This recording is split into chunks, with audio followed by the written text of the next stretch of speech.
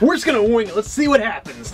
Hey everybody, I'm Sal. I'm Ethan. And I'm Ben. And welcome to Busted, a new show from Little House Online that we're gonna try out where we basically talk about toys, action figures, statues, busts, anything collectible from the world of pop culture that we think are cool, or at least that we'd like to talk about.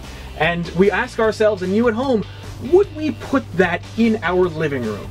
Now, not everything that we see or talk about will be something that we want to put in our living room, right? But, you know, sometimes, yeah, maybe at the very least you can use it as justification to put something in your own living room. So, today we're talking about Wonder Woman: The Art of War from Clayburn Moore. This is limited to 5,200 pieces. This is a statue of Wonder Woman. The one that we're going to talk about today is by Jim Lee. The next one should be coming out by George Perez, and then another one by Adam Hughes, which I'm really looking forward to. Without any further ado, let's take this puppy out of the package. I love the action pose that Lee captures here. Yeah, that's a great pose. The cape, like, swirling up behind her. She's got her sword and her shield up. This is also not like the unitard, like, hot pants Wonder Woman. She's wearing a skirt. She has a mini skirt. Right, like an Amazon would wear.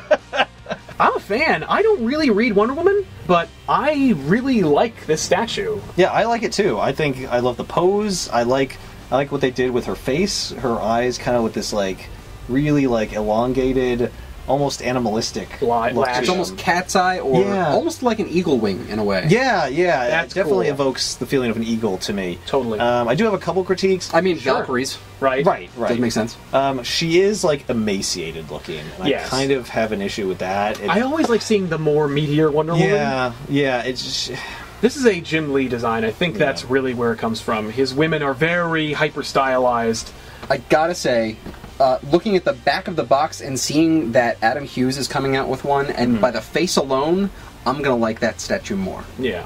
I was just thinking that. I was looking at the ones on the back. I don't know, the three, this is my second favorite. I do like the Adam Hughes one more. It's a more classic look for her, I think. But I do like the feel of this one being different, but still clearly Wonder Woman. I really like this one. I think it's very action-oriented. I like the angularity of her face. I like the fact that she's very youthful looking. Yes. It's very Amazonian in its own way. Yeah. It's also an intense, but, like, hopeful look. Yeah. I also like that she's looking up, and of the three that this is the only one that's looking up, and it's like she's fighting either a winged creature or a beast that towers over her. Yeah. And so it makes it just that much more epic because she's facing such long odds, you know, in whatever it is that she's confronting. It's true.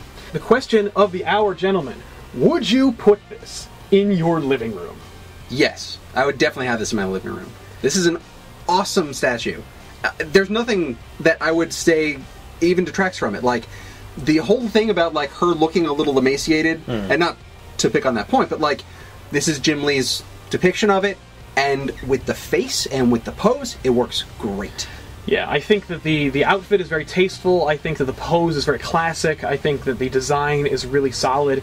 I would put this in my living room, and it's only 7.25 inches tall.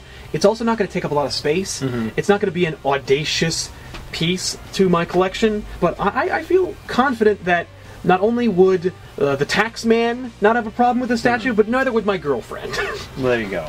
I would also put this in my living room. The reason is, even though I'm not a huge fan of her proportions necessarily, especially the rib cage. You can see her like top of her rib cage. That is a good point. But everything else is perfect. The paint job is incredible. Yes. There's, like, I don't really see any flaws looking at it. It looks very high quality, so I'm not going to be embarrassed if I had something, you know, someone's not going to look at me, what's that cheap thing? It's clearly not cheap. It's clearly, you know, expensive and well made, and so, yeah. How much is this, by the way? This retails for anywhere between $45 and $80, depending on where you get it. Quite a spread. By the way, the fact that she's standing on top of the Wonder Woman logo is just a plus. Yeah. I love that it's just this whole embodiment of who she is. Totally. It's not like this extraneous set that she's on, where it's like, it's a rock, or it's a beach, or something. No, this is Wonder Woman. Right. She stands on her logo. Well, because the only other alternative, I think, would be a slain foe with sword holes in them. Well, that would be also cool. Yeah, that'd be awesome. Then who does she slay? The one that immediately comes to mind, there's a really cool pre-New 52 story where Batman, Superman, and Wonder Woman fought an army of Doomsdays. So I think a dead Doomsday would be kind of badass. How would they fight an army of Doomsday? One Doomsday kills Well, because they're like imperfect clones or something. Oh, okay. So yeah, there you go. The Art of War Wonder Woman statue, designed by Jim Lee, brought to you by Clayburn Moore. It's a recommend from us. I would put it in my living room, and I think the rest of them would too. Yep. You can check this out at any place where they sell fine merchandise like this, like Funny Books Comics and stuff in Lake Hiawatha, Jersey. This statue is there. So yeah, that's a recommend from us on Little House Online and Busted. I'm Sal. I'm Ethan. And I'm Ben. Hey, we'll see you next time, and thanks a lot for watching.